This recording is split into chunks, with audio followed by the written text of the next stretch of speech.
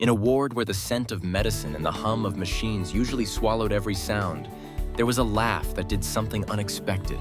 It thawed the air. Not loud or flashy, it landed like morning sunlight, warming the corners where hope had grown thin. This is a story of ordinary people and small moments that bend fate, where a single laugh becomes a lantern and hope finds its voice again. Step into the hallway where joy and pain walk side by side and listen. Evelyn Hart had a laugh that filled the smallest rooms and the largest halls with something like sunshine. As a child in the coastal town of Harrow Bay, she learned early that sometimes laughter was the only language people needed.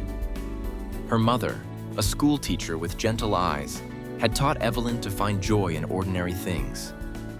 A bowl of fresh fruit, the rhythm of rain on a tin roof, and the way the tide erased footprints on the sand.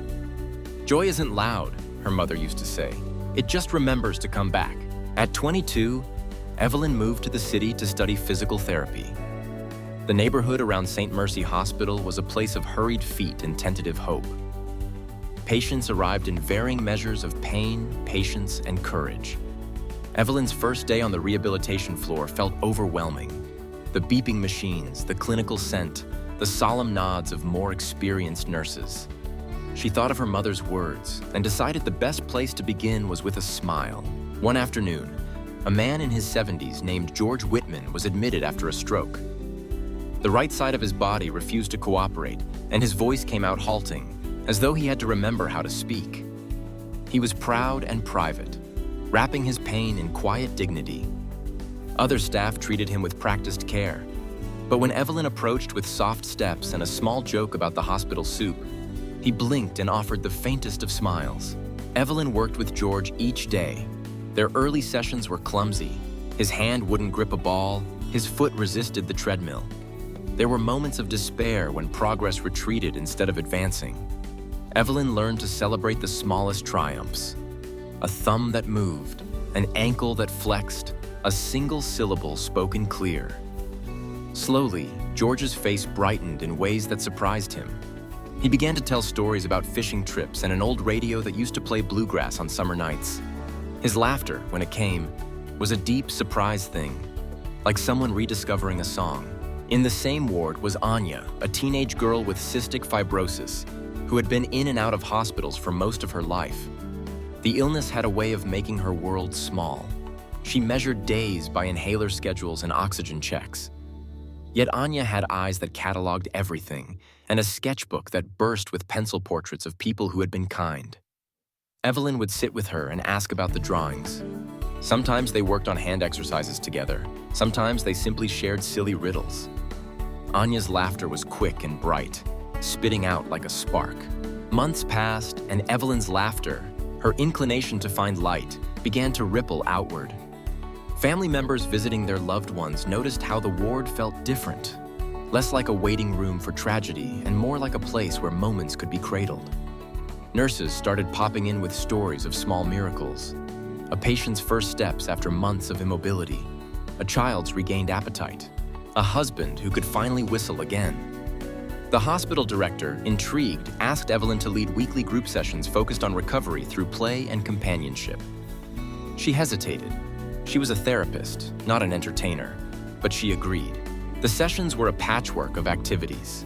They began with something Evelyn called the awkward minute, where everyone had to do the most foolish thing they could think of: sing a ridiculous song, dance a wobbly jig, make the worst face imaginable.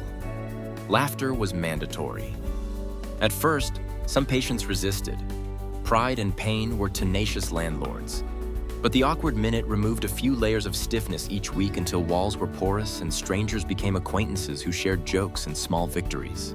George started leading the warm-up stretches with a crooked grin. Anya taught everyone how to fold paper cranes between inhaler breaths. A young soldier recovering from an injury cracked jokes about marching in the hospital hallways. Laughter could not fix all wounds, but it loosened bodies and unknotted hearts enough for healing to begin. One rainy evening, a blackout swept through the neighborhood.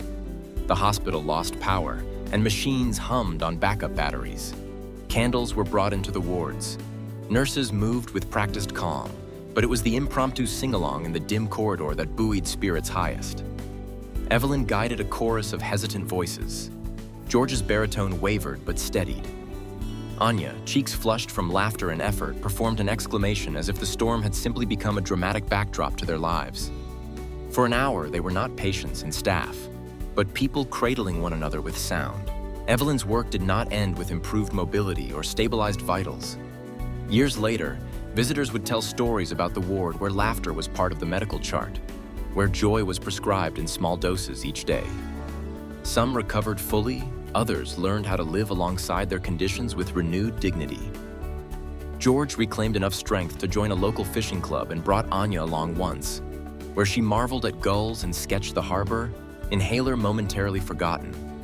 Anya grew into an artist who painted the faces of hospital volunteers.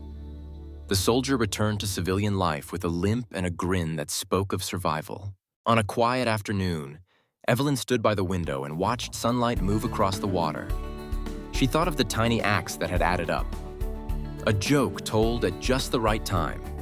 The patient who taught everyone a new card game, the way a child's laugh could rearrange a room. Her mother's lesson had become practice. Joy remembers to come back, especially when people give it a place to return to. Message: in the face of suffering and uncertainty, small acts of warmth, humor, and presence can open the door to healing. Laughter does not erase pain, but it invites hope, and hope gives people the courage to keep moving forward.